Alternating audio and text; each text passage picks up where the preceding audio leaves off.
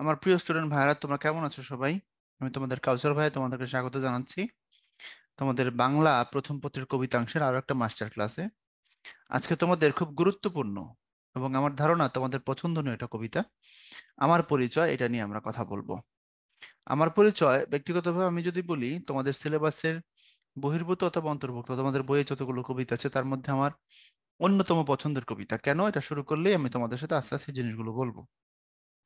তো আসো আমরা সৈয়দ শামসুল হক সম্পর্কে জানি। এই কবিতার যিনি কবি উনি সৈয়দ শামসুল হক। ওনাকে বলা হয় সব্যসাচী লেখক। ওনাকে কি বলা হয়? সব্যসাচী লেখক বলা হয়। তো সব্যসাচী বলতে আসলে কি বোঝায়? আমরা একটা কথার সাথে মোটামুটি সবাই কম বেশি পরিচিত, সেটা হচ্ছে অলরাউন্ডার। এটা বুঝি না আমরা? ক্রিকেটে যে হচ্ছে বোলিং, ব্যাটিং, ফিল্ডিং সবগুলো সেক্টরেই টুকটাক ভালো, আহ মোটামুটি একটা প্যারালাল অবদান রাখতে পারেন, তাকে বলা হয় অলরাউন্ডার, তাই না? তো সাহিত্যের বাজারে যিনি অলরাউন্ডার, অর্থাৎ গল্প, কবিতা, নাটক, উপন্যাস সবকিছুই যিনি কম বেশি লিখবেন এবং প্রত্যেকটা সেক্টরে যিনি সাফল্য তৈরি করবেন, তাকে বলা হয় সব্যসাচী। তাহলে তোমরা এখন প্রশ্ন করবা যে রবীন্দ্রনাথ ঠাকুর, ওনাকে আমরা কি সব্যসাচী বলতে পারি? দেখো, রবীন্দ্রনাথ ঠাকুর সব্যসাচীর থেকে বেশি কিছু। সুতরাং তার ব্যাপারে আমরা যদি বলি তিনি সব্যসাচী, তাহলে টার্মে আবদ্ধ করে ফেলা হয়। আমার মনে হয় রবীন্দ্রনাথ ঠাকুর সম্পর্কে আমরা সব্যসাচী যে বলি না বা লিখি না, এটা একটা বড় কারণ। এই জন্যই আমরা হয়তো বা লিখি না। আমরা রবীন্দ্রনাথের মতো এত বড় প্রতিভা আমরা কি করতে চাই না, একটা টার্মে আবদ্ধ করতে চাই না। উনি এর থেকে বিশাল কিছু, তাই না? তো এখন আসো আমরা সৈয়দ শামসুল হক সম্বন্ধে জানবো বিস্তারিত। ওনার জন্ম 1935 সালে 27 ডিসেম্বর কুড়িগ্রাম শহরে, মানে উত্তরবঙ্গের একটা জেলা না কুড়িগ্রাম, তাহলে তিনি উত্তরবঙ্গের মানুষ। এবং 27 সেপ্টেম্বর 2016 সালে ওনার মৃত্যু হয়েছে এবং তাকে কিন্তু ওখানেই কুড়িগ্রাম সরকারি কলেজের পাশে তাকে দাফন করা হয়েছে, উত্তরবঙ্গেই ওখানেই। আচ্ছা, তারপরে তার মাতা পিতার পরিচয় আছে, নাম আছে এখানে। এরপর উল্লেখযোগ্য গ্রন্থ: একদা এক রাজ্যে, বৈশাখে রচিত পংক্তিমালা, অগ্নি ও জলের কবিতা, রাজনৈতিক কবিতা, এগুলো তার উল্লেখযোগ্য গ্রন্থ। অনেক বই আছে তার। এরপরে গল্প: শীত বিকেল, রক্তগোলাপ, আনন্দের মৃত্যু, জলেশ্বরীর গল্পগুলো, উপন্যাস বৃষ্টি ও বিদ্রোহীগণ, অনেকগুলো উপন্যাস আছে ওনার। তার মধ্যে এখানে একটা নাম আছে, তোমাদের বই থেকে যদি নিই আর কি সেক্ষেত্রে। নাটক পায়ের আওয়াজ পাওয়া যায় এবং নুরুল দিনের সারা জীবন। খবরদার, এটা কিন্তু নুরুল দিন না, এটা নুরল দিন। ঠিক আছে, অনেকে কিন্তু বলে ফেলে নুরুল দিন না, নুরল দিন। ওকে, নুরুল দিনের সারা জীবন। এই পায়ের আওয়াজ পাওয়া যায় শতভাগ মুক্তিযুদ্ধ ভিত্তিক একটা নাটক বা কাব্যনাট্য, কবিতার ভাষায় কবিতার ঢঙের সংলাপগুলো বলা। আর নুরুল দিনের সারা জীবন যেটা, এটার মধ্যেও মুক্তিযুদ্ধের প্রেক্ষাপট বর্ণিত হয়েছে। এরপরে ঈর্ষা, এরপরে আসো শিশুতোষ গ্রন্থ সীমান্তের সিংহাসন, আর বিশেষ অর্জন 21 পদক এবং বাংলা একাডেমি পুরস্কার। এবং তিনি কিন্তু সব থেকে কম বয়সে বাংলা একাডেমি পুরস্কার পান।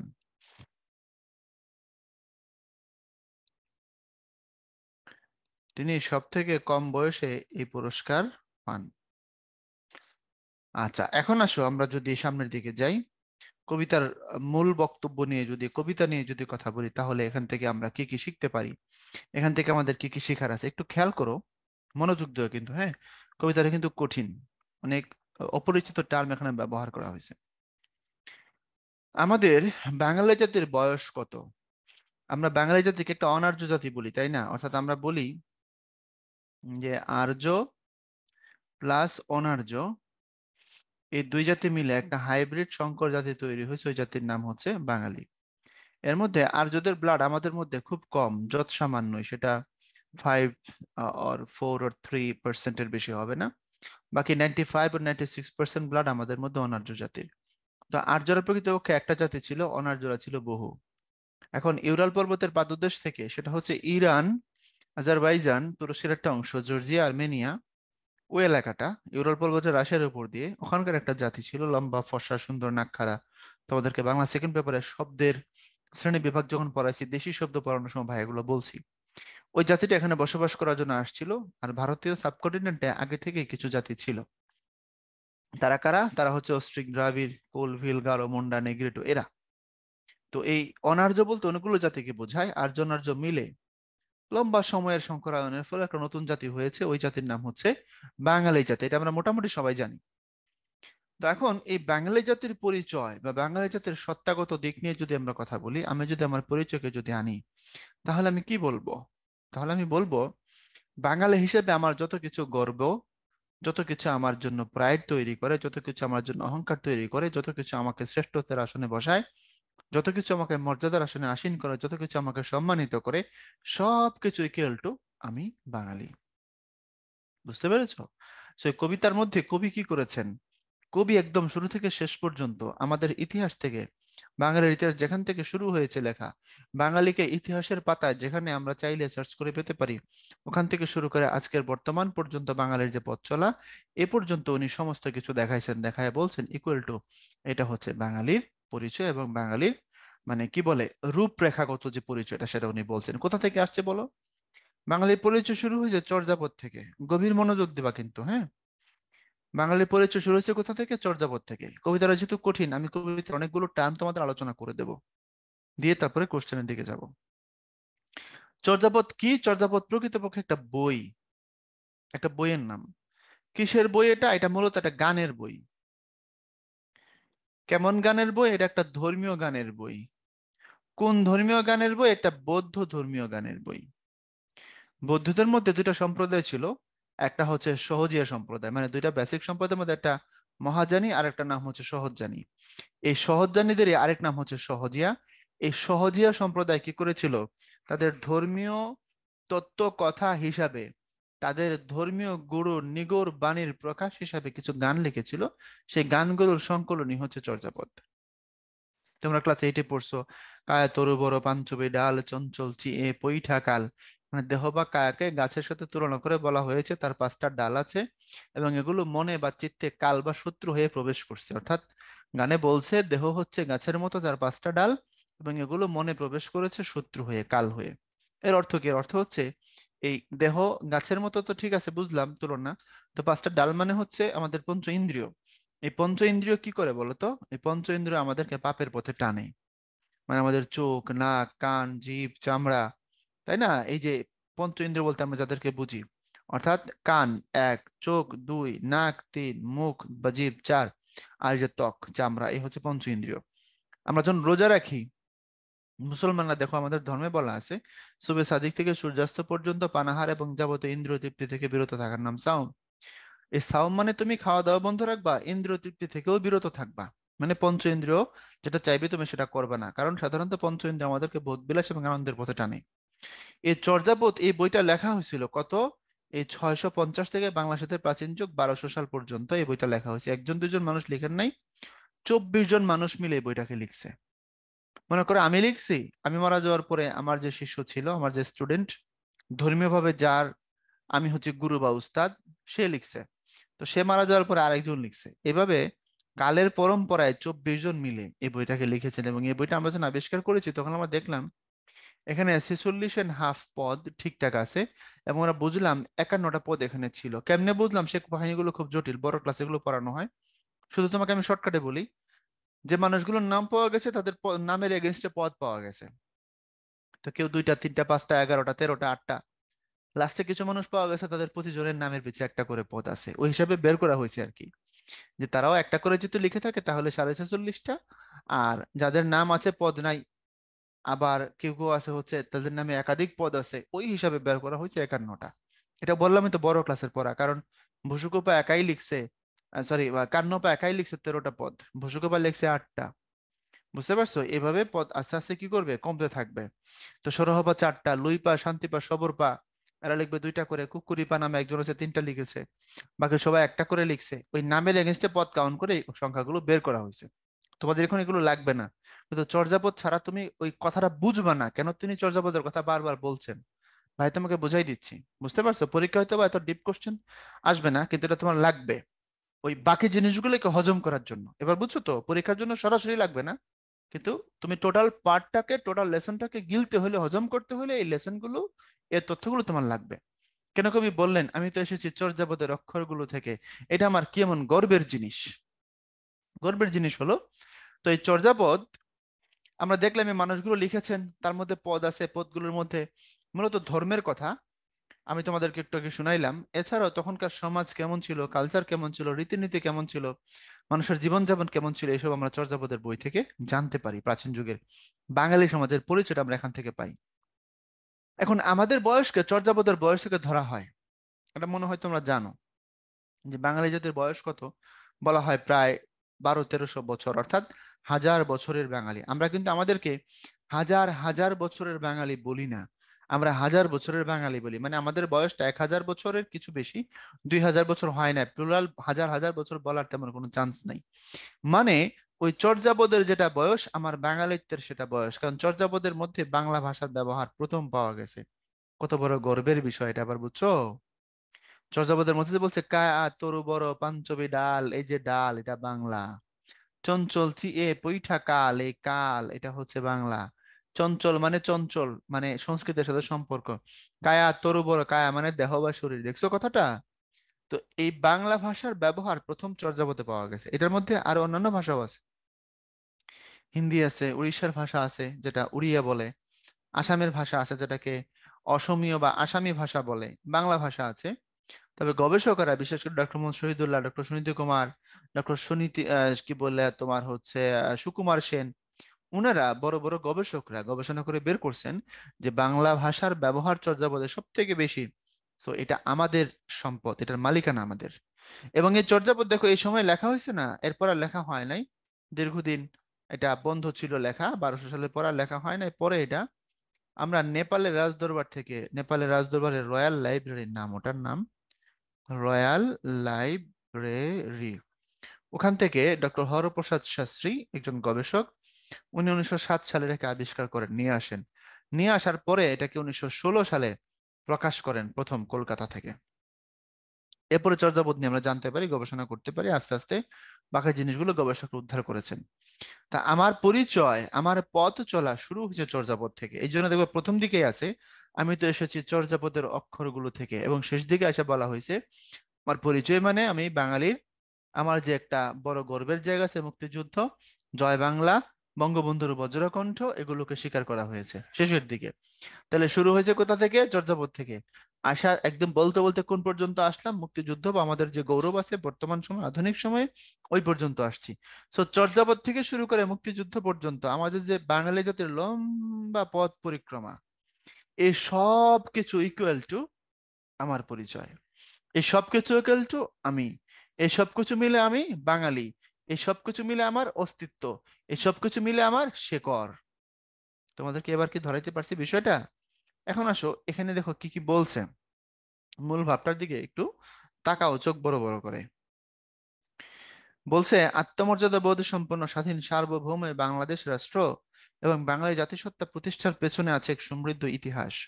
বাঙালিদের পথ চলা হাজার বছরের, শিল্প সাহিত্য চিত্রকলা বাণিজ্য ধর্মীয় উপাসনালয় সবকিছু সমৃদ্ধ ঐতিহ্য রয়েছে বাঙালির। বাঙালির বীজমন্ত্র সবার উপরে মানুষ সত্য তাহার উপরে নাই।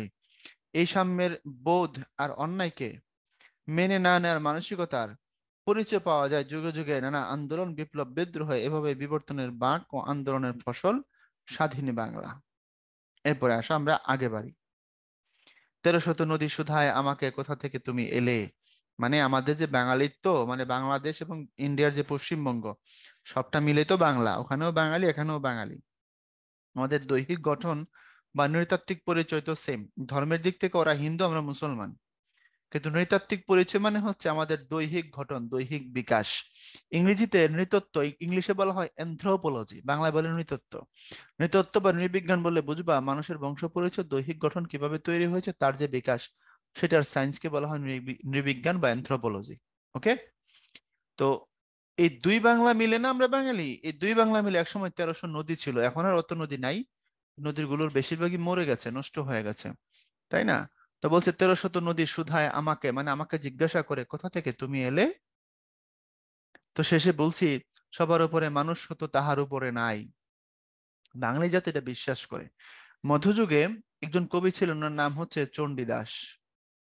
তো চণ্ডীদাস এই কথাটা বলেছিলেন, সবার উপরে মানুষ সত্য তাহার উপরে নাই, মানে মানুষ, এটাই আমার আসল পরিচয়। আমরা হিন্দু মুসলমান বৌদ্ধ খ্রিস্টান কালো ধলো সুন্দর অসুন্দর ক্ষমতা কম অথবা বেশি আমরা ভাগাভাগি করি না। আমরা বাঙালি, এটা আমাদের অন্তর, আমাদের সত্যাগত পরিচয়। আর আমাদের আদর্শের দিক হচ্ছে আমরা মানুষকে মানুষ হিসেবে বিবেচনা করি। এজন্য শত বছর, হাজার বছর ধরে আমরা পাশাপাশি চলেছি, বাঙালিরা আমরা মারামারি করিনি। এটা আমাদের বড় ধরনের শক্তির জায়গা। ওকে, এখন আসো, আমি তোমাদের আস্তে আস্তে গুরুত্বপূর্ণ জায়গাগুলো নিয়ে যতটুকু প্রয়োজন কিছু কিছু ব্যাখ্যা আমি দিয়ে দেব। বাংলা ভাষা ও সাহিত্য ঐতিহ্যের নিদর্শন কোনটা? এই চর্যাপদ। এটা 600 শতক থেকে 1100 শতকের মধ্যে পদগুলো রচিত। বলছি তোমাদেরকে, হরপ্রসাদ শাস্ত্রী নেপাল থেকে চর্যাপদের পাণ্ডুলিপি উদ্ধার করেছিলেন, এবং একবার না তিনবারের চেষ্টায় উনি জানতে পেরেছিলেন গবেষকদের মাধ্যমে যে এমন কিছু একটা লেখা, এমন কিছু একটা উপাদান থাকতে পারে। কোথায় থাকতে পারে? নেপালে থাকতে পারে। তো তখন তিনি নেপাল গিয়েছেন, বারবার পাননি পাননি পাননি। তখন নেপালের রাজদরবারে গিয়ে 1907 সালে তারপরে তিনি এটাকে খুঁজে খুঁজে পাইছেন। পায়া তিনি এটাকে নিয়ে আসছেন, নিয়ে আসা দেখলেন, ওরে সর্বনাশ, এ তো দেখি আমার কার এখানকার কথা, পদ্মা নদীর কথা, পদ্মা নদীর মাছের কথা, তার আশপাশের জীবন চিত্রের কথা, বাঙালি সমাজ কালচার তখন কেমন ছিল, এগুলোর কথা। এরপর এখানে কৈবর্তের বিদ্রোহী গ্রামের কথা আছে। কৈবর্ত বিদ্রোহ নামে একটা বিদ্রোহ হয়েছিল, অন্যায়ের বিরুদ্ধে প্রতিবাদ। পাল যুগ নামে চিত্রকলা। বাংলা যতগুলো বংশ শাসন করেছে তার মধ্যে সব থেকে সমৃদ্ধ শিল্প সাহিত্যের সময় দিক যদি বিবেচনা করো, সব থেকে রিচ টাইম ছিল হচ্ছে পাল যুগের টাইম। পাল যুগ কোনটা? সেন যুগের আগে।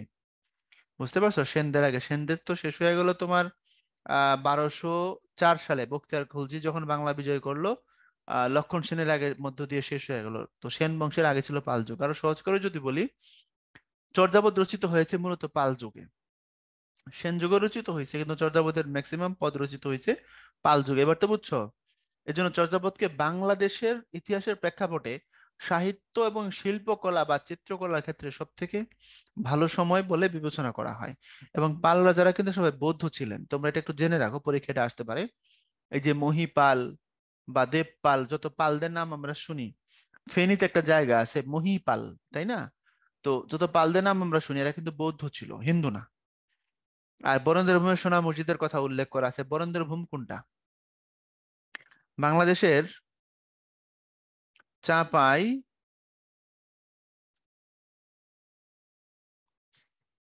নবাবগঞ্জ, ভারতের মালদহ, এবং ভারতের মুর্শিদাবাদ, এই পুরো এলাকাটা একসময় প্রাচীন বাংলার জনপদ হিসেবে এটার নাম ছিল বরেন্দ্র ভূমি, ছিল এটার নাম, মনে থাকবে? তো আমি তো এসেছি এই জন্য বলা আছে, বরেন্দ্র ভূমির সোনা মসজিদের কথা উল্লেখ করা আছে ওই জায়গায়। এখন একটা হচ্ছে ছোট সোনা মসজিদ, এটা বড় সোনা মসজিদ। যেটা বড় সোনা মসজিদ এটা পড়ছে ভারতে, আর যেটা ছোট সোনা মসজিদ এটা পড়ছে বাংলাদেশে। এগুলো আমাদের এক সময়কার স্বাধীন সুলতানি আমলের গর্ব এবং ঐতিহ্যের পরিচয় বহন করে। মঙ্গল কাব্যে চাঁদ সওদাগরের বাণিজ্যের কথা আছে। ব্যবসা বাণিজ্যের ঐতিহ্য বোঝাতে এই লোক কাহিনীর আশ্রয় গ্রহণ করা হয়েছে। এখন চাঁদ সওদাগরটাকে, এটাও তো একটা প্রশ্ন নাকি? মঙ্গল কাব্যটাকে, এটা প্রশ্ন না? আবার আসো, আবার মধ্যযুগে ফিরে যেতে হবে, যে আমাদের একটু মধ্যযুগ কোনটাকে বলেছি আমরা? মধ্যযুগ বলেছি আমরা 1200 সাল থেকে 1201 সাল থেকে আর কি, 1201 সাল থেকে 1800 সাল পর্যন্ত, এই লম্বা সময়টা হচ্ছে মধ্যযুগ। তো মধ্যযুগে নানান ধরনের সাহিত্য লেখা হয়েছে। বুঝতে পারছো? সাহিত্যের অনেকগুলো ধারা ছিল। এর মধ্যে একটা ধারার নাম হচ্ছে তোমার মঙ্গল কাব্য। এই মঙ্গল কাব্য মানে হচ্ছে হিন্দু রাইটাররা, মঙ্গল কাব্যের সব রাইটাররাই হিন্দু, হিন্দু রাইটাররা দেব দেবীর ধর্মীয় বন্দনা, এগুলো মূলত দেব দেবীদের প্রশংসা করে যে কবিতা বা কাব্যগুলো রচনা করেছেন এগুলোকে বলা হয় মঙ্গল কাব্য। তো যে কাব্যে দেবী মনসার প্রশংসা সেটার নাম মনসা মঙ্গল, যে কাব্যে দেবী অন্নদার প্রশংসা সেটার নাম অন্নদা মঙ্গল, যেখানে দেবী দুর্গার প্রশংসা সেটার নাম দুর্গা মঙ্গল। এবার কি ক্লিয়ার হয়েছে? তো এই মঙ্গল কাব্যগুলো প্রকৃতপক্ষে দেবদেবীর প্রশংসা করার জন্য লেখা, এবং সেখানে প্রশংসিত কথাগুলোই আছে, কাহিনীগুলো আছে। এর মধ্যে একটার নাম হচ্ছে মনসা মঙ্গল। মঙ্গল কাব্য কিন্তু বেশ কিছু ধরনের হয়, যে বললাম মনসা মঙ্গল, চণ্ডী মঙ্গল, অন্নদা মঙ্গল। তার মধ্যে একটার নাম হচ্ছে মনসা মঙ্গল। তোমরা যারা অনেকে ইন্ডিয়ান চ্যানেলে অনেক সময়, আমি জানি না দেখছো কিনা, যে বেহুলা লখিন্দর দেখাইতো এক সময় নাকি, এই বেহুলা লখিন্দরের কাহিনীটা আসছে কোথা থেকে এটা কি জানো? বেহুলা লখিন্দরের কাহিনী আসছে এই মনসা মঙ্গল থেকে। কারণ মনসা মঙ্গলের মধ্যে দেবী সাপের অধিষ্ঠাত্রী দেবী হচ্ছে মনসা, সাপ তার কথা শুনে আর তার সাথে বিরোধ দেখানো হয়েছে কার? চাঁদ সওদাগরের। এটা নিয়ে এখানে আলোচনা আছে। বুঝতে পেরেছো কি? আমি তো এসেছি সওদাগরের ডিঙ্গার বহর থেকে, একটা লাইন আছে ওখানে দেখবা কবিতার ভিতরে। আমি তো এসেছি সওদাগরের ডিঙ্গার বহর থেকে। সওদাগরটাকে? চাঁদ সওদাগর। তোমাকে আমি জাস্ট 2 থেকে আড়াই মিনিটে পুরো বিষয়টা একটু সংক্ষেপে বোঝাই। চাঁদ সওদাগর খুব প্রতাপশালী বাঙালি, সে খুব প্রতাপশালী বড় বিজনেসম্যান, তার 7টা ছেলে। তো তাকে দিয়ে যদি মনসা পূজা করাইতে পারে, মনসার পূজা, তাহলে সবাই মনসার পূজা করবে। তো চাঁদ বলল, মনসা এসে চাঁদ সওদাগরকে বলল তুমি আমার পূজা করো।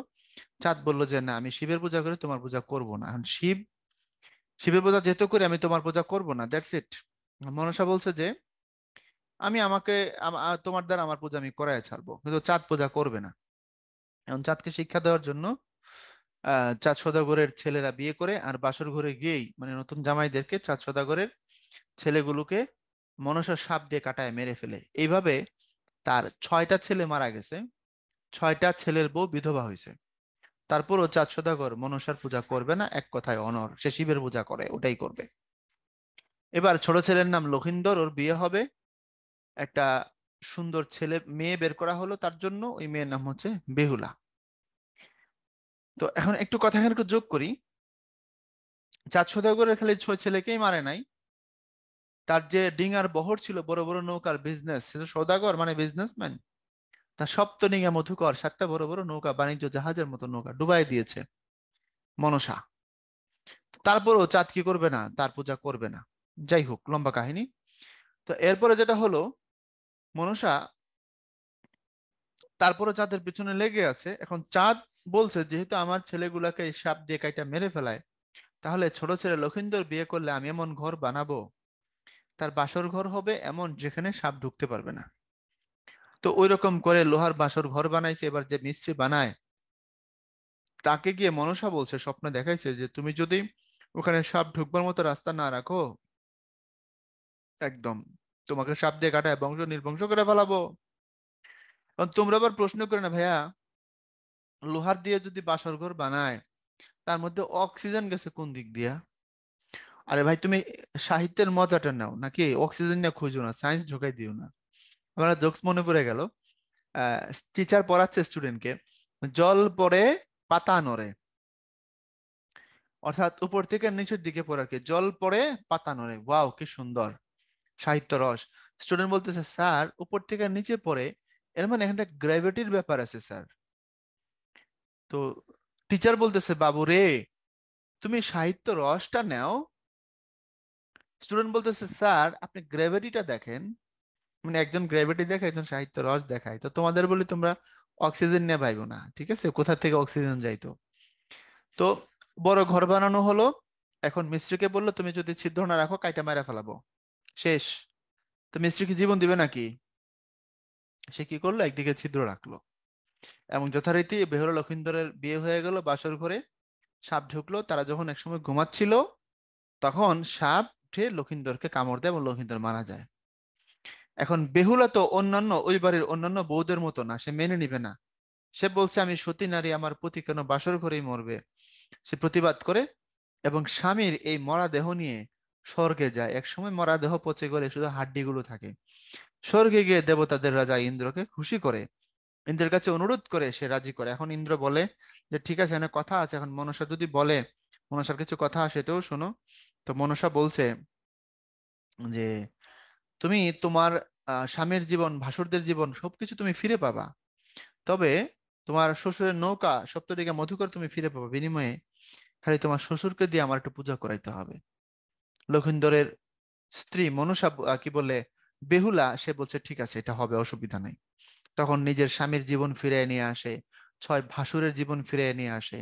তারপরে তোমার শ্বশুরের যে সপ্তডিঙা মধুকর, অর্থাৎ 7 ডিঙা ডুবাই দিছিল, এগুলো ফিরিয়ে নিয়ে আবার সে কামব্যাক করে, সবাই আনন্দে ফেটে পড়ে।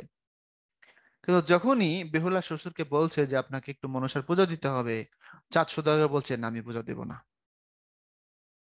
কিন্তু ছেলের বউ শ্বশুরের পায়ে ধরে এমন ভাবে কান্নাকাটি করছে, বাবা আমি এত কষ্ট করলাম, আপনি যদি একটু পূজা না দেন তাহলে তো সব নষ্ট হয়ে যাবে। তো ছেলের বউয়ের কান্না আর তিনি ফেলতে পারেননি। বেহুলাকে অনেক স্নেহ করতেন উনি। বলছে ঠিক আছে আমি এক পূজা দিব, তবে আমি ফুল দিব একটা। মনসা বলছে চলবে। বলছে বা হাত দিয়ে দিব, বলছে তাতেও চলবে। চাঁদ সদাগর বলছে আমি তাকাবোই না, যে পেছন দিয়ে যে এমনি করে ছুঁড়ে মারবো। মনসা বলছে তাতেও চলবে, কোনো সমস্যা নেই। এবং চাঁদ সদাগর ওটুকুই করলেন, তারপর থেকে মনসার পূজা প্রচলিত হলো। এটা মঙ্গল কাব্যের সংক্ষিপ্ত ঘটনা মনসা মঙ্গলের। বইটা এরকম হেলদি সাইজের বই, এটা বুঝতে পারছো? তো এখন তোমাদেরকে আমি বললাম বোঝানোর জন্য কিভাবে সওদাগরের বাণিজ্যের কথা আসছে, ব্যবসা বাণিজ্যের ঐতিহ্য কিভাবে আমাদের ছিল। কারণ চাঁদ সওদাগর একজন বাঙালি ছিলেন, কাহিনী পৌরাণিক, তার ঐতিহাসিকতা নিয়ে মতভেদ আছে, বা এটাকে সাহিত্য হিসেবে দেখা উচিত। তবে এটা যে বাঙালিদের একটা ঐতিহ্য, বা চাঁদ সওদাগর যে মধ্যযুগের সবচেয়ে প্রতিবাদী বাঙালি ক্যারেক্টার সাহিত্যের জন্য, এটা আমাদের সাহিত্যের জন্য বলো আর বাঙালিত্বের জন্যই বলো, দুই দিক থেকে এটা আমাদের জন্য গর্বের, ইটস আওয়ার প্রাইড। এই জন্য আমাদের গর্বের অংশ হিসাবে তিনি এই কথাটাকে এখানে স্মরণ করেছেন। এবার কি বুঝতে পারছো বিষয় না? কৈবর্ত সম্প্রদায়ের নেতা ছিলেন দিব্য বা দিব্যক। কৈবর্ত মানে প্রকৃতপক্ষে একটা হিন্দুদের নিচু সম্প্রদায় আর কি। বড়সোনা মসজিদ ভারতের গৌড়ে অবস্থিত। আর ওই যে বললাম তোমাদেরকে কিছুক্ষণ আগে, বলছিলাম না, ও এটাকে বরেন্দ্র ভূমি বলে গেছি আমি। দেখছো, it's a it's a big slip of tongue, আমি ক্ষমা চেয়ে নিচ্ছি।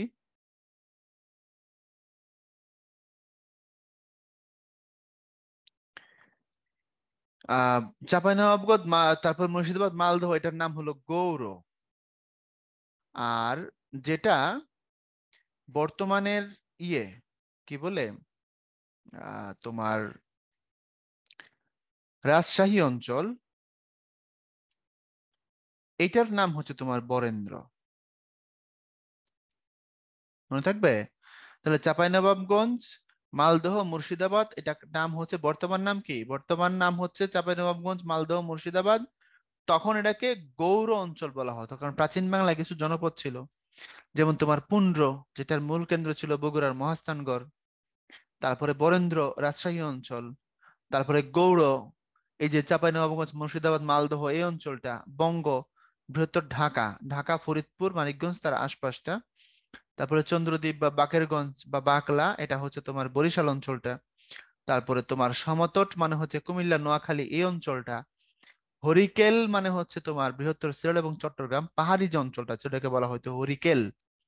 আর রাজশাহী, জয়পুরহাট এবং ওই এলাকার লালমাটির যে অঞ্চলটা, এটাকে বলা হয় প্রকৃতপক্ষে বরেন্দ্রভূমি। বুঝতে পারছো? তো এই হচ্ছে কথা। তো বরেন্দ্রভূমির সোনা মসজিদ এটা বলা হয়েছে কেন, এটাও একটু বুঝো। কবিতার মধ্যে কেন সোনা মসজিদের গৌর এলাকাটাও বরেন্দ্র বলা হয়েছে, এটা একটু লজিক তোমাকে আমি দেখাই। আগে তো এখনকার যে রাজশাহী, বগুড়া বা হচ্ছে তোমার জয়পুরহাট, যে সীমানাগুলো দেওয়া জেলার, এরকম সীমানা তো আর ছিল না। পরবর্তীতে এখানে জেলাগুলো প্রতিষ্ঠিত হয়েছে। তো আমরা এখন দেখি কিছু এরিয়া কমন, ধরো রাজশাহীর কিছু এরিয়া গৌড়ে পড়ে গেছে, কিছু এরিয়া বরেন্দ্রে আছে। বরেন্দ্র বলতে রাজশাহীকেই বোঝায় মূলত। বরেন্দ্র জাদুঘরটাও কোথায়, রাজশাহীতেই। তবে কিছু কমন প্লেস আছে, কিছু এক জেলার, যেগুলো তোমার দুই জায়গায় পড়ে গেছে। এবার কি বুঝতে পারছো? আমি মনে হয় কিছু বোঝাতে পারছি। মানে রাজশাহী এবং চাঁপাইনবাবগঞ্জ দেখবে পাশাপাশি। তখন তো আর চাপাই বলে কোনো এলাকা ছিল না, পুরোটাই ছিল রাজশাহী। তো সেই অর্থে এখন যখন জেলা হয়েছে, আমরা বলি আলাদা হয়ে গেছে দুইটা জেলা, তাই না? তো বরেন্দ্র ভূমি সোনা মসজিদ, এখন বর্তমানে সোনা মসজিদ পড়ছে প্রকৃতপক্ষে, আমরা যদি বলি সেটা হচ্ছে তোমার ইন্ডিয়াতে একটা, বাংলাদেশে একটা। চাপাইয়ের এলাকাটা গৌড় এখন, বা আমাদের আহ, তোমার যে প্রাচীন বাংলার জনপদের হিসাব অনুযায়ী আমরা এখন সেটাকে গৌড় বলি। কিন্তু বৃহৎ অর্থে সেটাকে বরেন্দ্র অঞ্চল বলা হয়। বৃহৎ অর্থে সেটাকে কি বলা হয়, বরেন্দ্র অঞ্চল বলা হয়। এই জন্য কবি বলছেন বরেন্দ্র ভূমি সোনা মসজিদ। কিন্তু বরেন্দ্র ভূমির ভিতরে একটা স্পেসিফিক রিজন, যেটা আমি লিখে দেখাইছি, এটা হচ্ছে গৌড়। ক্লিয়ার? তোমরা উপরের ক্লাসগুলোতে গেলে অ্যাডমিশনের সময় তোমরা এগুলো আবার পড়বা, আমরা এবার পড়াবো। তো জিকের মধ্যে পাবা, প্রাচীন বাংলার ইতিহাসের মধ্যে এই চাপাই, মালদহ, মুর্শিদাবাদ, এই অঞ্চলটা প্রকৃতপক্ষে কোন অঞ্চল? প্রকৃতপক্ষে এটা হচ্ছে তোমার গৌড় অঞ্চল। কিন্তু বরেন্দ্র ভূমি বললে টোটাল এরিয়াটাকে আবার কি করে, মিন করে। এই জন্য কবি এখানে বরেন্দ্র ভূমি সোনা মসজিদ এটাই ব্যবহার করছেন। আর ওইটা না আমিও লিখে গিয়ে চলে গেছিলাম, এখন তোমাকে এটা কি করলাম, ডিস্টিংগুইশ করে দিলাম। ওকে, এখন আসো কমলার দিঘি, মহুয়ার পালা, ময়মনসিংহ গীতিকার পালা। ময়মনসিংহ থেকে হচ্ছে বৃহত্তর ময়মনসিংহ অঞ্চলে, মানে ময়মনসিংহ, নেত্রকোনা, কিশোরগঞ্জের কিয়দংশ, সুনামগঞ্জ, এই অঞ্চলে কিছু পালা গান একসময় খুব পপুলার ছিল। পরবর্তীতে এগুলা সংগ্রহ করে বই আকারে প্রকাশও করা হয়েছে। তার মধ্যে একটা পালার নাম কমলার দিক, একটা পালার নাম মহুয়ার পালা। এগুলো ময়মনসিংহ গীতিকার অংশ।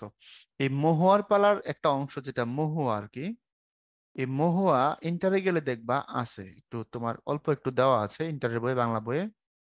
এটার নাম হচ্ছে দিস কানাই। অসাধারণ সুন্দর মহুয়া। একটু অপেক্ষা করো, অপেক্ষা করলে যখন ইন্টারমিডিয়েটে আসবে তখন আশা করি তোমাদেরকে এটা আমরা পড়াতে পারবো। পড়াতে পারবো মানে এটা তোমাদের সিলেবাসে নাই, তবে এটা কথা বলার সুযোগ থাকবে আর কি। বইয়ের শুরুর দিকে আছে মহুয়া। এরপরে হাজী শরীয়ত, ফরায়েজি আন্দোলন, ক্ষুদিরাম ব্রিটিশ বিরোধী আন্দোলন, অমন ঠাকুর বিখ্যাত চিত্রশিল্পী। হাজী শরীয়তুল্লাহ, এখন শরীয়তপুর বলতে যে জেলাটা, এই অঞ্চলে একজন মানুষ ছিলেন হাজী শরীয়তুল্লাহ, যিনি ধর্মীয় কুসংস্কারের বিরুদ্ধে আন্দোলন করেছিলেন। পরবর্তীতে অবশ্য ফরায়েজি আন্দোলনটা ফাইনালি ধর্মীয় আন্দোলনের পাশাপাশি একটা রাজনৈতিক আন্দোলনের রূপ নিয়েছিল। তবে এটা ছিল প্রকৃতপক্ষে ধর্মীয় আন্দোলন, মানে ফরজ কথা থেকে ফরায়েজি কথার উদ্ভব। উনি দেখলেন এক সময় মক্কা থেকে হজ করে আসলেন, এসে দেখলেন যে বাংলাদেশে মানুষ ফরজ কাজ বাদ দিয়ে ধর্মের নামে এমন অনেক কাজ করে যেগুলো ফরজ না, এমনকি মুস্তাহাব করে মুস্তাহাবও না, কিন্তু ওগুলোকে তারা ফরজ থেকে বেশি গুরুত্ব দেওয়া শুরু করে। তখন তিনি বললেন, আরে ফরজটা যেটা আল্লাহ ফরজ করেছেন সেটাকে বেশি করে চর্চা করো। এই ফরজের উপরে জোর দেওয়ার কারণে আন্দোলনের নাম হয়েছিল ফরায়েজি আন্দোলন। ওকে। আর ক্ষুদিরাম ব্রিটিশ বিরোধী আন্দোলন করেছিলেন উনি, একজন কিশোর মানুষ, যে ক্ষুদিরামকে ফাঁসিতে ঝুলিয়ে মৃত্যুদণ্ড দেয় ব্রিটিশরা। এই ক্ষুদিরাম বাঙালিদের পক্ষে বিশাল ভূমিকা পালন করে গেছেন। একজন ইংরেজ ম্যাজিস্ট্রেট কিংসফোর্ড, এই কিংসফোর্ড অত্যাচারীকে হত্যা করার জন্য তিনি গাড়িতে বোমাও মারছিলেন, কিন্তু কিংসফোর্ড অন্য গাড়িতে ছিল। কিংসফোর্ড বেঁচে যায় আর মহিলা নিহত হয় দুজন। তো পরে ক্ষুদিরাম অ্যারেস্ট হয় এবং তাকে হত্যা করা হয় ফাঁসিতে ঝুলিয়ে। এটা আমাদের পক্ষে তিনি আন্দোলন করে গেছেন। অবন ঠাকুর ইনি আর কেউ না, উনি অবনীন্দ্রনাথ ঠাকুর, রবীন্দ্রনাথ ঠাকুরের ভাই, চিত্রশিল্পী, এবং শিশুদের জন্য প্রচুর লিখেছেন। এরপরে জয় বাংলা স্লোগান, ঐক্য সংহতির প্রতীক, এটা আমরা জানি আমাদের মুক্তিযুদ্ধের সময়কার সব থেকে জনপ্রিয় এবং আমাদের উদ্দীপনামূলক একটা স্লোগান ছিল জয় বাংলা। এখন আসো, আমি কবিতা নিয়ে অনেক কথা বলছি, এখন আমরা আমরা এখান থেকে কিছু তোমাদের জন্য অবজেক্টিভ আছে, সেগুলো সলভ করবো। তো রেডি? আমার পরিচয় কবিতায় কিসের সাথে ধর্মীয় চেতনা যুক্ত? কৈবর্ত বিদ্রোহ, সার্বভৌম বারোভূঁইয়া, ফরায়েজি আন্দোলন, রাষ্ট্রভাষা আন্দোলন। ধর্মীয় চেতনা যুক্ত হচ্ছে ফরায়েজি আন্দোলনের সাথে। আমার পরিচয় কবিতায় উল্লিখিত কমলার দিঘি কি? কমলার দিঘি হচ্ছে একটা পালা গান। এবং কোন এলাকার পালা এটা? এটা ময়মনসিংহ এলাকার পালা।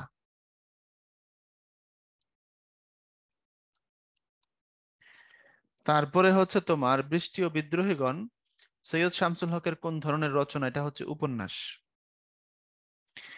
আচ্ছা, কালো আর ধলো বাহিরে কেবল, ভিতরে সবার সমানে রাঙা।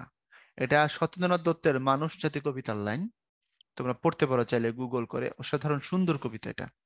কালো আর ধলো বাহিরে কেবল বলছে বাইরের দিকে চামড়া দেখতে হইলে কেউ কালো, কেউ সাদা, তাই না? এটা বাইরের ব্যাপার, কিন্তু ভিতরে সবারই সমানে রাঙা, অর্থাৎ আমাদের অরিজিন, আমাদের ভেতরকার পরিচয়, মানে আমাদের রক্ত সবারই লাল। কালো যে নিগ্রো, ওরে কাটলে লাল লাল রক্ত বের হয়, তাই তো? সাদা যে মানুষ, স্ক্যান্ডিনেভিয়ান, নরওয়ে বা সুইডেন, ফিনল্যান্ড অঞ্চলের যে মানুষ, খুব লাল, খুব সাদা। পৃথিবীতে অনেক অঞ্চলের মানুষই সাদা, তবে স্ক্যান্ডিনেভিয়ান বা উত্তর ইউরোপের মানুষ একটু বেশি সাদা। তো তাদেরকেও তুমি যদি কাটো, তো কেমন রক্ত বের হবে? লাল রক্তই তো বের হবে। তো এই জন্য সত্যেন্দ্রনাথ দত্ত বলছেন যে কালো আর ধলো বাহিরে কেবল, ভিতরে সবার সমানে রাঙা। উদ্দীপকে আমার পরিচয় কবিতার কোন দিক ফুটে উঠেছে? সাম্য, প্রতিবাদ, প্রেরণা, দেশপ্রেম, সাম্যবাদ। আমরা সবাইকে কি করি? সমান কল্পনা করি। আমরা সবাইকে মানুষ হিসেবে পরিচয় নিতে বেশি পছন্দ করি, তাই না? সবার পরিচয় এটাই, সব থেকে বড় পরিচয় কি? সব থেকে বড় পরিচয় হচ্ছে আমরা মানুষ, এটাই হচ্ছে মূল কথা। আমার পরিচয় কবিতায় বাঙালি জাতির বীজ মন্ত্রটি হলো সাম্যবাদিতা ও সাম্প্রদায়িকতা, প্রতিবাদী সত্তা। আচ্ছা, এখন একটু খেয়াল করো, কবিতা শেষের দিকে গিয়ে তিনি কি বলছেন? তিনি বলছেন যে, তবে তুমি বুঝি বাঙালির বীজ মন্ত্রটি শুনো নাই, বলছেন না? আমরা কোন বীজ মন্ত্রকে ইয়ে করি, বিশ্বাস করি? সবার উপরে মানুষ সত্য, তাহার উপরে নাই। তো এর ভিতর দিয়ে অসাম্প্রদায়িকতাও আছে, সাম্যবাদও আছে। আমরা ধর্মীয় ভেদাভেদ করি না, তাই তো? সুতরাং আমি উত্তর হিসেবে এখান থেকে যদি নিতে চাই আর কি, ভালো উত্তর যদি বানাইতে চাই, তাহলে আমি এখান থেকে সাম্যবাদ নিতে পারবো, আমি এখান থেকে অসাম্প্রদায়িকতা যেটা আছে আমি এটাকেও নিতে পারবো। সুতরাং দুটাকে যদি মিলাই আমি এক আর দুই এটাকে নিতে পারবো। প্রতিবাদী সত্যার মধ্যে নয়, উত্তর আসবে অসাম্প্রদায়িকতা এবং সাম্যবাদ হবে। মুক্তিযুদ্ধের সময় জয় বাংলা স্লোগান কিসের প্রতীক? ঐক্য এবং সংহতির প্রতীক। হাজী শরীয়তুল্লাহ কিসের বিরুদ্ধে সোচ্চার হন? ধর্মীয় কুসংস্কার। যদিও পরবর্তীতে এটা বিদেশি শাসন শোষণের বিরুদ্ধে এটা রাজনৈতিক আন্দোলনের রূপ পরিগ্রহ করেছিল, তবে এখানে তোমাদের পাঠ্যের রিলেভেন্ট জায়গা থেকে যদি নিই, ধর্মীয় কুসংস্কার এটা সব থেকে ভালো উত্তর হবে।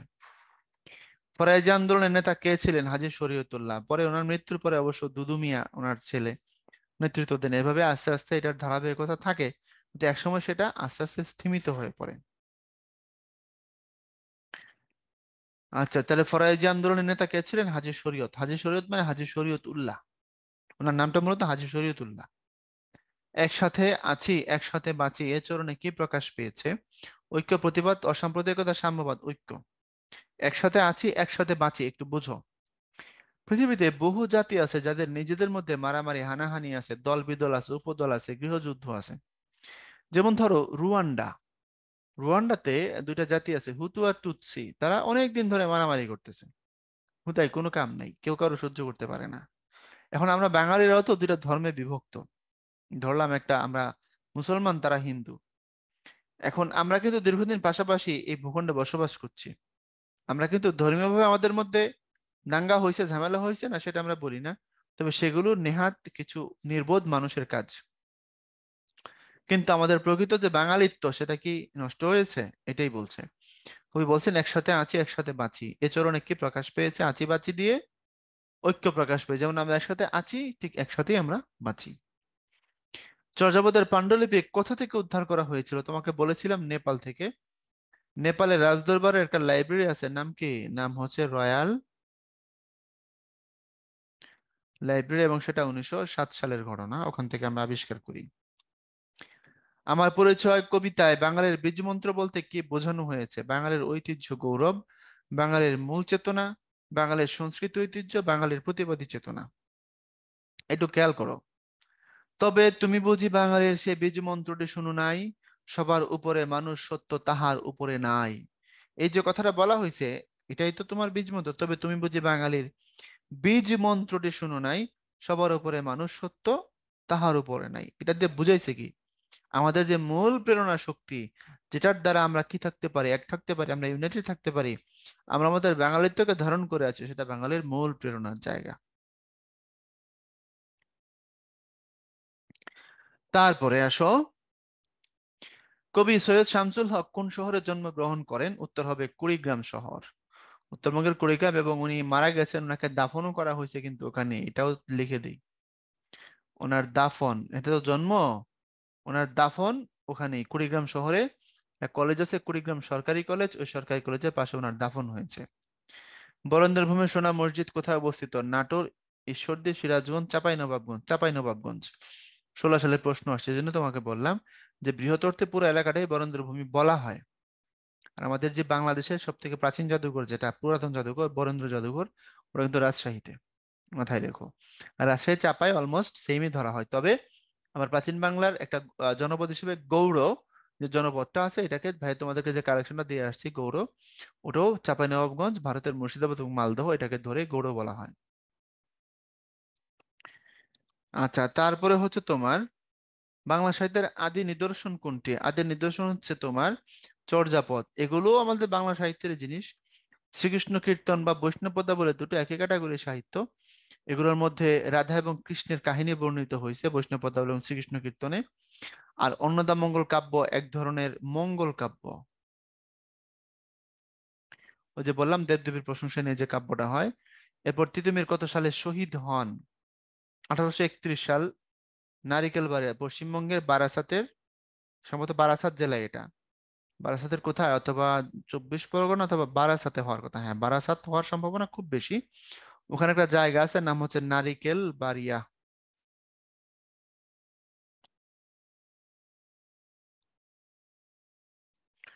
ওখানে তিনি শহীদ হন। ইংরেজদের বিরুদ্ধে যুদ্ধ করতে করতে। বাঁশের কেল্লার নাম নিশ্চয় শুনেছো। আমি যে এসেছি জয় বাংলার বজ্র কণ্ঠ থেকে, এখানে আমার পরিচয় কবিতার কোন দিকটি ফুটে উঠেছে? সংগ্রাম, বিদ্রোহ, পুরাতাত্ত্বিক, সাহিত্যিক? আচ্ছা এখন দেখো, আমি যদি এখান থেকে বলি আমি যে এসেছি জয় বাংলার বজ্র কণ্ঠ থেকে, তা আমরা কি করেছিলাম বলতো 71 সালে? এই যে জয় বাংলা স্লোগান, এটা আমাদের যে মজ্জাগত বা আমাদের যে ঐতিহ্যের কথা বা আমাদের প্রতিবাদের কথা বা আমাদের মুক্তিযুদ্ধের কথা, যেভাবে যাই স্মরণ করে দেখ না কেন, এটা দিয়ে আমরা করছি কি বলতো? এটা দিয়ে আমরা প্রকৃতপক্ষে পাকিস্তানিদের যে অন্যায়, তাদের যে জুলুম আমাদের উপরে ছিল, তারা আমাদের উপরে যা যা করছে তার কঠিন জবাব দিয়েছি। এখন জয় বাংলার বজ্রকণ্ঠ বললে সাহিত্যিক ঐতিহ্য আমরা নিতে পারবো না, শেষের যুদ্ধটা, সেটাকে বাদ দিয়ে দিলাম। পুরাতাত্ত্বিক ঐতিহ্য যেটা আছে এটার সাথে এটার কোনো মিল নাই, এটাও আমরা বাদ দিয়ে দিলাম। বিদ্রোহ যেটা আছে এটা হালকা নেওয়া যায়, কিন্তু তার থেকে বেশি সঠিক হচ্ছে সংগ্রাম। জয় বাংলা মানেই সংগ্রাম। এবারে সংগ্রাম আমাদের মুক্তির সংগ্রাম, এবারে সংগ্রাম স্বাধীনতার সংগ্রাম। জয় বাংলা, তাই তো? তো আমি যে এসেছি জয় বাংলার বজ্রকণ্ঠ থেকে, এই বজ্রকণ্ঠ থেকে মানে হচ্ছে সংগ্রামের ঐতিহ্য, এ হলো জয় বাংলার বজ্রকণ্ঠ। তারপরে পাহাড়পুর বৌদ্ধবিহার হলো আমাদের প্রত্নতাত্ত্বিক নিদর্শন। আচ্ছা, এরপরে আসো আহ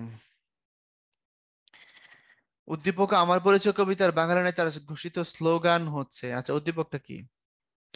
একজন খ্যাতনামা বিদেশি ঐতিহাসিকের মন্তব্য, প্রায় 1200 বছর পর বাঙালি জাতির পুনর্জন্ম হয়েছে এবং 1000 বছর পরে বাংলাদেশ এমন নেতা পেয়েছে যিনি রঙে বর্ণে ভাষা এবং জাতি বিচারে প্রকৃতই একজন খাঁটি বাঙালি। তাই তো? প্রকৃত একজন খাঁটি বাঙালি। বাংলাদেশের ইতিহাস, তারপরে হচ্ছে তোমার বাংলাদেশের মাটির ইতিহাস থেকে তার সৃষ্টি এবং তিনি বাঙালি জাতির স্রষ্টা। আচ্ছা, মানে এখানে কার কথা বলা হয়েছে? মানে এখানে তোমার হচ্ছে বলা হচ্ছে বঙ্গবন্ধুর কথা। আচ্ছা এখন আসো বঙ্গবন্ধুর ব্যাপারে যদি এই তথ্যটা আমরা এখানে নিই, তারপরে এখান থেকে আমরা বঙ্গবন্ধুর উপরে নিশ্চয়ই আমরা কিছু প্রশ্ন পাবো। তাহলে সেই প্রশ্নগুলো কি হইতে পারে? আচ্ছা এখন দেখো, উদ্দীপক আমার পরিচয় কবিতায় বাঙালি নেতার ঘোষিত স্লোগান কি? আচ্ছা, সেই বাঙালি নেতাটাকে, বাঙালি নেতা হচ্ছে বঙ্গবন্ধু। বাংলা নেতা হচ্ছে বঙ্গবন্ধু। বঙ্গবন্ধুর ঘোষিত স্লোগান কি? সবার উপরে মানুষ হত্যা, আমি বাংলায় কথা বলি, আশেপাশে বাংলাদেশে জয় বাংলা, জয় বাংলা, এটা। এরপরে উক্ত নেতার কণ্ঠটিকে বলা হয়েছে বজ্রকণ্ঠ। হ্যাঁ। সোমপুর বিহার কোন জেলায় অবস্থিত? নওগাঁ জেলার পাহাড়পুরে অবস্থিত। দেউল শব্দের অর্থ হচ্ছে দেবালয় বা মন্দির। এই কথাটাকে শর্টকাটে বোঝানোর জন্য কি ব্যবহার করা হয়? বলা হয় দেউল। আচ্ছা, তারপরে হচ্ছে তোমার চর্যাপদের আবিষ্কারক কে? চর্যাপদের আবিষ্কারককে তোমাদেরকে খুব লম্বা ভাবে এগুলো শোনায় দিয়ে আসছে, একটু খেয়াল করে দেখো। তোমাদেরকে বলছি না চর্যাপদের আবিষ্কারককে, চর্যাপদ কোথা থেকে আবিষ্কার করা হয়েছে, কে আবিষ্কার করলেন, কিভাবে আবিষ্কার করলেন, এই জিনিসগুলো বলছি। তো আমি এখানে শর্টকাট লিখে দিই, চর্যাপদের আবিষ্কারক হচ্ছে ওনার উপাধি আছে একটা, মহোপাধ্যায় ডক্টর হরপ্রসাদ শাস্ত্রী।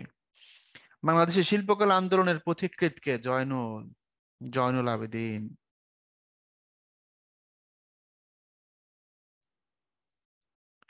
আমাদের শ্রেষ্ঠ শিল্পী, বাংলাদেশের শ্রেষ্ঠ আর্টিস্ট জয়নুল আবেদিন। বৌদ্ধবিহার কোথায় অবস্থিত? নওগাঁ জেলার পাহাড়পুরে। এটার অন্য নাম হচ্ছে সোমপুর বিহার।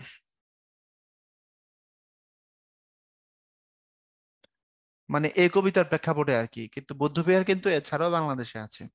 যেমন কুমিল্লার শালবন বিহার, যেটা এটাও বৌদ্ধ বিহার। বাট কবিতার প্রেক্ষাপটে তোমাকে যদি উত্তর নিতে বলে তাহলে তুমি যেটা নিবা সেটা হচ্ছে নওগাঁ জেলার সোমপুর বিহার, এটা নিবা। এটার কথাই বলা হয়েছে।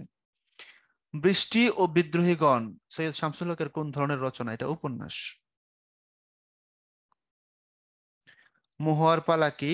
এটা একটা গীতিকা, আমি বলবো ময়মন সিংহ গীতিকার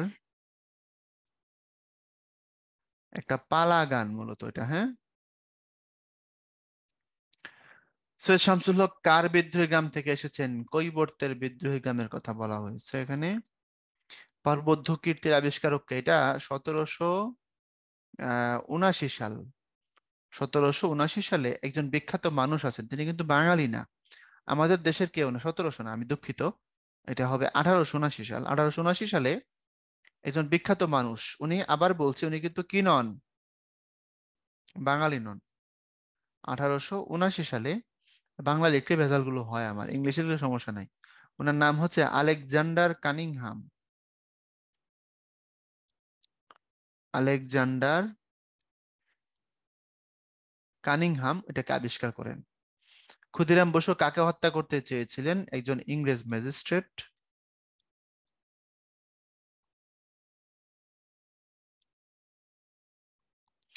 ওনার নাম হচ্ছে কিংসফোর্ড। এরপরে আসো, এসেছি বাঙালি বঙ্গবন্ধু শেখ মুজিবুর থেকে। আশা করি এই ব্যাখ্যা যথেষ্ট লম্বা করে তোমাদের দেয়া হয়েছে এতক্ষণ, কারণ আমি এটা খুব ডিটেলস বলছি। বঙ্গবন্ধু আমাদের সাথে কিভাবে জড়িত তাও একটু বলে দেবো আবার। ওকে, আমাদের ইতিহাস ঐতিহ্যের শুরুতে বলি নাই যে চর্যাপদ থেকে মুক্তিযুদ্ধ পর্যন্ত এটা আমাদের অর্জন, এবং এটা রূপরেখা হচ্ছে, এটা রোড ম্যাপ। এসেছি বাঙালি বঙ্গবন্ধু শেখ মুজিবুর থেকে, মানে বাঙালির আত্মপরিচয়ের সাথে বঙ্গবন্ধুর সম্পর্কটা কি, এটা বুঝাইতে হবে এই জায়গায়। বুঝো নাই? আমার পরিচয় কবিতার নাম। তো আমি কোথা থেকে আসছি এটা বুঝাইতে বা এটা বলতে গিয়ে কবি এক জায়গায় বলেছেন, এসেছি বাঙালি বঙ্গবন্ধু শেখ মুজিবুর থেকে। তাহলে আমার পরিচয়ের সাথে বঙ্গবন্ধু শেখ মুজিবুর কিভাবে জড়িত, এটা ব্যাখ্যা করলে উত্তর হয়ে যাবে। শোনো, এই 1000 বছরের পথ পরিক্রমায় আমাদের বাঙালিদের জন্য কিন্তু কোনো স্বাধীন দেশ কিংবা ভূখণ্ড ছিল না, রাইট? যখন ব্রিটিশদের শাসন শুরু হলো, আমি 1757 সালের কথা বলছি, তারপরে প্রায় 200 বছর, 190 হয় এটা, মূলত 1947 পর্যন্ত আসলে। কারণ 1757 থেকে 1857, 100, 1857 থেকে 1957, 200, আমরা 1947 স্বাধীন স্বাধীন হই, সেক্ষেত্রে 190, আমরা অ্যারাউন্ড 200 বছর বলি। তো ভারত এবং পাকিস্তান নামে দুটো দেশ হয়। তো ভারত পাকিস্তান নামে দুটো দেশ হলো 1947 সালের 14 আগস্ট, তোমার পাকিস্তান হয় 15 আগস্ট, হিন্দুস্তান বা ইন্ডিয়া হয়। তারপরে 1947 থেকে পাকিস্তানের সাথে আমাদের 1971 সাল, 23 বছরের বেশি সময় একটা পথ চলা। এই পথ চলা সহজ না, এই পথ চলা স্মুথ না, এই পথ চলা রক্তে মাখানো। এবং এই 23 বা 23.5 বছরের মধ্যে বঙ্গবন্ধু শেখ মুজিবুর রহমান 4682 দিন উনি জেলে বন্দি ছিলেন। এই 4682 দিনের মধ্যে মাত্র 7 দিন ছিলেন 1938 সালে ব্রিটিশ পিরিয়ডে বন্দি, মাত্র 7 দিন। বঙ্গবন্ধু তার জীবনে 4682 দিন জেলে ছিলেন, তার মধ্যে 7 দিন ছিলেন ব্রিটিশ পিরিয়ডে। তো 4682 থেকে 7 বাদ দিয়ে দিলে কত হয়? 4677 হওয়ার কথা। তো ওই 7 দিন ছিলেন শুধুমাত্র ইংরেজদের সময়, আর বাকি সময়টা ছিলেন কোথায়? তো পাকিস্তানিদের জেলে বন্দি ছিলেন তাদের হাতে। তো বঙ্গবন্ধু শেখ মুজিবুর রহমান ওনার নিজস্ব স্বার্থে নিজের জায়গা জমি নিয়ে, ব্যবসা বাণিজ্য নিয়ে কি তোমার এই মামলাগুলো লড়েছেন, জেল খাটছেন কি তার ব্যক্তি স্বার্থের জন্য? না, এদেশের মানুষের জন্য। এই ভূখণ্ডের মানুষের অধিকারের প্রশ্নে কথা বলেছেন, তারপরে জেলে ঢুকানো হয়েছে তাকে। তো এই জন্য বলা হয়েছে যে আমরা বাঙালির এই ভূখণ্ডে বসবাস করেছি দীর্ঘ সময় ধরে, কিন্তু এই ভূখণ্ডটা স্বাধীন হয়ে, সার্বভৌম হয়ে আমাদের কাছে ধরা দেয় নাই, যতদিন পর্যন্ত শেখ মুজিবুর রহমান নামে একজনের জন্ম না হয়েছে। এবং তার হাত দিয়ে বাঙালি জাতি স্বাধীন ভূখণ্ডটা লাভ করছে। আরো অনেক নেতার অবদান আছে এই পথ চলায়, তবে সব থেকে লিড রোলটা যিনি পালন করেছেন তিনি শেখ মুজিবুর রহমান। আমি যে এসেছি বা জয় বাংলার বজ্রকণ্ঠ থেকে বলতে কি বোঝানো হয়েছে, দুইটা প্রায় সিমিলার কোশ্চেন। জয় বাংলার বজ্রকণ্ঠ আর শেখ মুজিবুর, যেহেতু শেখ মুজিবুরের কণ্ঠে জয় বাংলার বজ্রকণ্ঠ, সুতরাং উপরে যে মুজিব ধরে ধরে বলছি, নিচে আসা জয় বাংলার বজ্রকণ্ঠ কিভাবে আমাকে স্বাধীন জাতি হিসাবে আত্মপ্রকাশ করতে সাহায্য করেছে, এটা বললেই উত্তর হয়ে যাবে, তাই না? অর্থাৎ মুক্তিযুদ্ধ।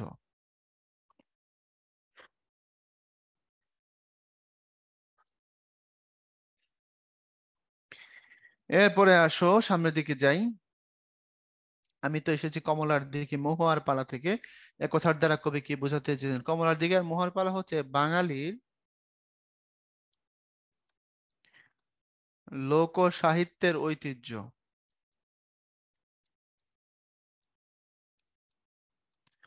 ফোকলোর, ফোকলোর মানে হচ্ছে তোমার গ্রামীণ পল্লী সাহিত্য বা গ্রামীণ সাহিত্য। তোমাদের বই যে পল্লী সাহিত্য লেখাটা আছে ওটা পড়লে এই উত্তরগুলো পাবা। তো বাঙালির লোক সাহিত্য বা পল্লী সাহিত্য অনেক রিচ, আমরা হয়তো সেটা ফিল করি না, বুঝতে পারি না, কিন্তু আসলে অনেক রিচ।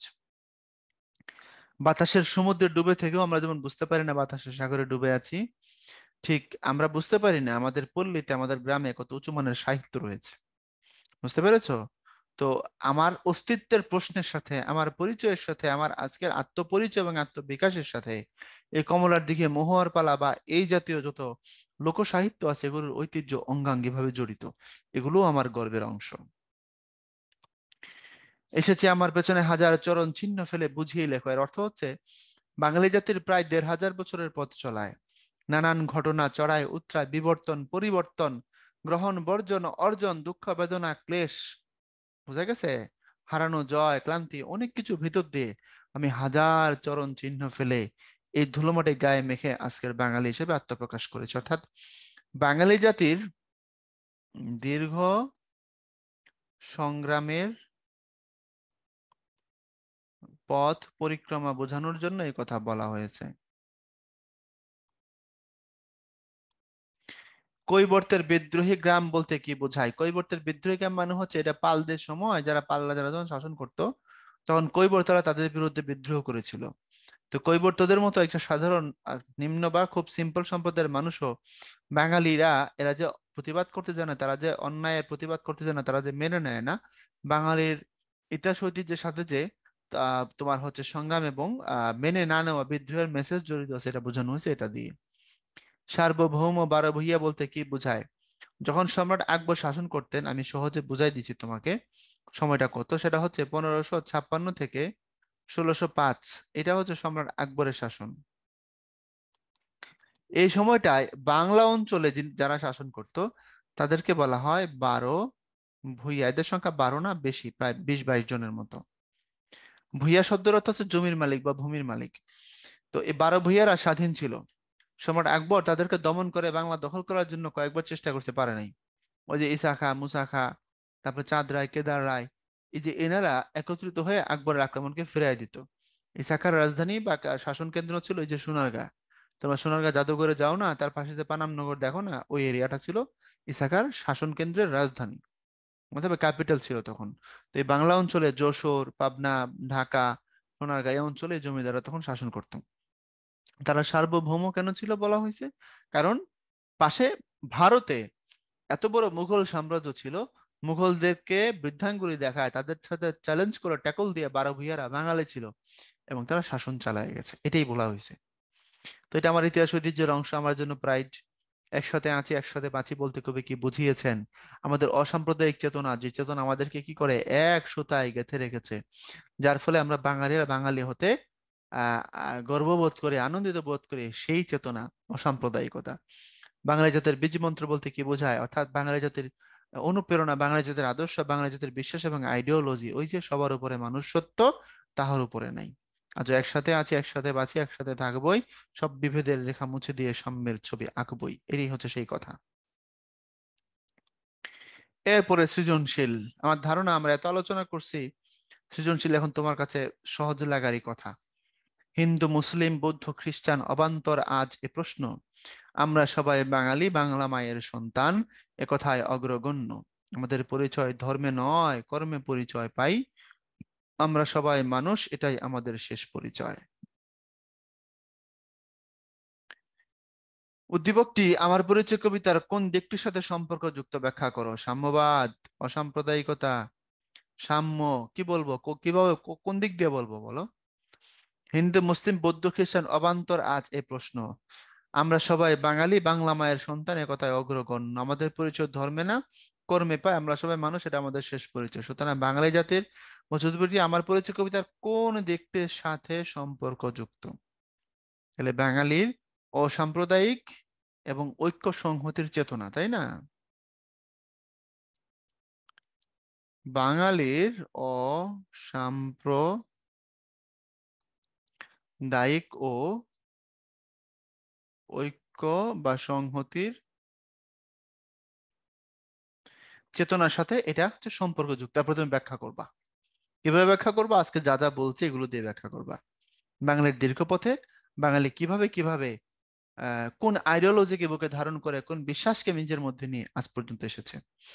আমরা সবাই মানুষ, এটাই আমাদের শেষ পরিচয়। ওই যে অসাম্প্রদায়িক বাঙালি অসাম্প্রদায়িক ঐক্য সংহতির চেতনা, আমরা সবাই মানুষ, এটাই আমাদের শেষ পরিচয়। পংক্তিটি আমার পরিচয় কবিতার আলোকে বিশ্লেষণ করো। আমার পরিচয় কবিতাতে এই কথাটাই কিভাবে বলা হয়েছে এটা বিশ্লেষণ করবা। মানে আমরা যে সবাই মানুষ, এটা অর্থাৎ আমরা হিন্দু, বৌদ্ধ, তারপরে খ্রিস্টান, মুসলমান, এরকম জাতির ধর্ম বর্ণে কি করে না নিজেদেরকে বিভক্ত করে না, আলাদা করি না। আমরা একটা ঐকান্তিক ঐক্যের একটা কমন পরিচয় নিয়ে বেঁচে থাকতে পছন্দ করি, সেটা আমরা মানুষ, এটাই ফাইনাল। 1971 সালে 17 মার্চ ভোরবেলা থেকে সারা বাংলার মানুষ জড়ো হতে থাকে ঢাকার রেসকোর্স ময়দানে। আজ তাদের প্রাণের নেতা এই জাতির উদ্দেশ্যে ভাষণ দেবেন।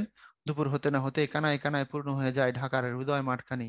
সব অপেক্ষাকে পিছু ফেলে অবশেষে জনতার নেতা, দেশের নেতা বঙ্গবন্ধু শেখ মুজিবুর রহমান দিলেন সেই ঐতিহাসিক ভাষণ কবির ভাষায়।